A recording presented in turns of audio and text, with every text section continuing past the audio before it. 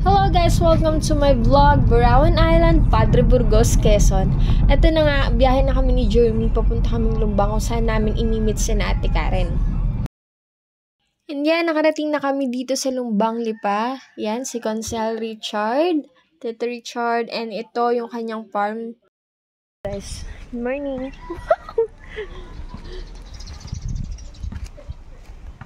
We're now here in Lipa. Barangay Lumbang.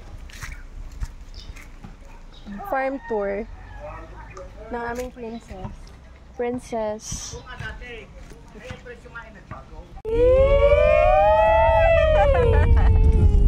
Ay, tatawa na yan.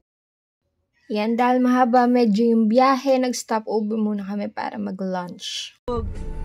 Siyempre, hindi mawawala merienda time. So, tinikman namin ang buko bibingka. Ayan. So, you should try this too, guys, kung nagawi kayo dito sa Quezon. Maguluto ulit. Yan, malapit na kami. 45 minutes from this art. We're finally here! Ayan, napakaganda ng mga rooms dito. Rest house to. And we are grateful for this opportunity na makarating dito. Ito yung room namin ni Jeremy. Kami lang dalawa dito. And yan, makikita nyo madaming gamit. And yan, may bed sheets. And ito yung CR. May second floor itong rest house. So yan, akyat tayo to see what's on top.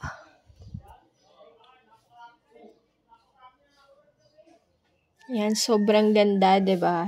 Yan. You will see the view sa beach and yan, mga bago pa yung gamit. So yan, may higaan, lutuan, lababo, and maraming tables for the party talaga. And mamaya makikita nyo kung paano siya or kung ano itsura niya sa gabi.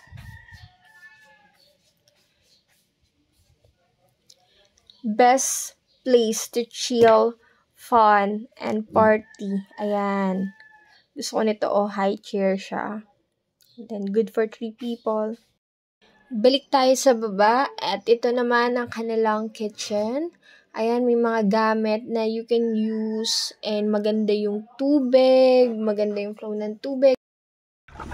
And alam nyo, itong mga kids, pagkadating namin at gusto na agad maglublog. So, ayan, gora na. And ito si Tito Richard and si Ate Karen. Ina-assemble nila yung boat.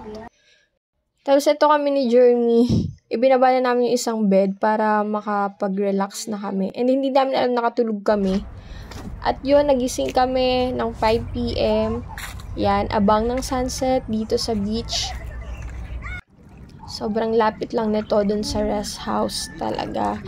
Ayan, so makita nyo si Ate Karen.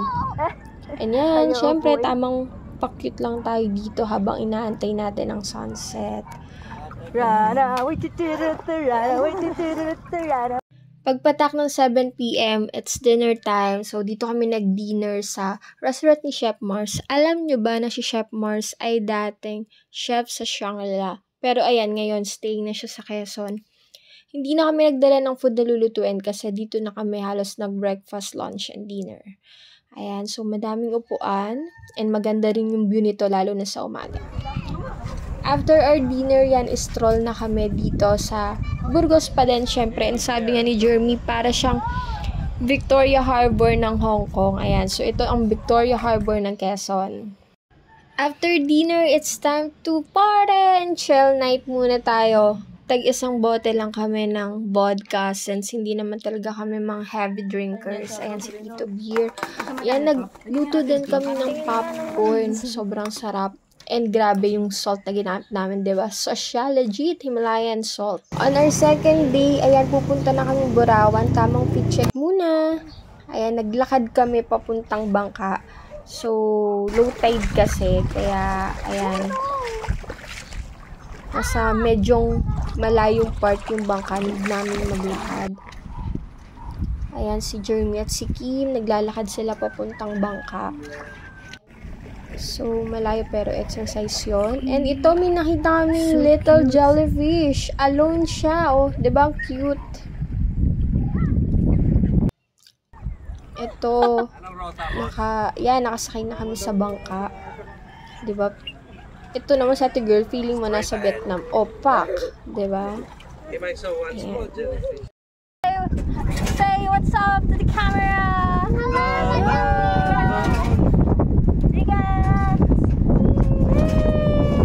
This is the Love Boat. Any proposals going to happen? I don't know.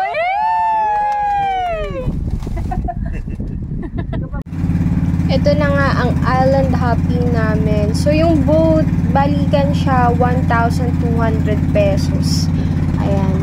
Kahit ilan kayo. So, syempre, better kung marami. As long as kasya kayo sa bangka. Ito na nga, Grace is grazing the Burawan Island. It's my first time here and tamang pakit muna bago tayo magtampisaw sa ilalim ng araw. Ayan, wala akong medyo video sa Burawan Island kasi in-enjoy ko talaga ang aking swimming kasi it's been a while. Andito na ulit kami sa restaurant ni Chef Mars on our second night para mag-dinner. And ayan, makikita niyo si Rika, na-enjoy niya yung music. Mahilig kasi itong sumayaw si Rika, lalo na kapag nakakarinig siya ng mga upbeat music. Ayan, pinapasayaw siya ni Ate Karen. Kahit na mukhang low bat na itong si Rika. Very accommodating dito sa restaurant ni Chef Mars. And yung operations niya, binubuo lang ng kanyang family. Third and last day na namin dito sa Burgos. And ayan, breakfast muna kami dito sa restaurant ni Chef Mars habang wifi kasi wala signal sa room namin. Ayan, ready to go na kami pero nag-stop over kami for some coffee and teas. And syempre, nag-play kami dito ng Jenga. And yan, may kanya-kanya kaming trip dito. But, yon, ang saya ng aming tour. It's really fun and enjoy. So, next time ulit!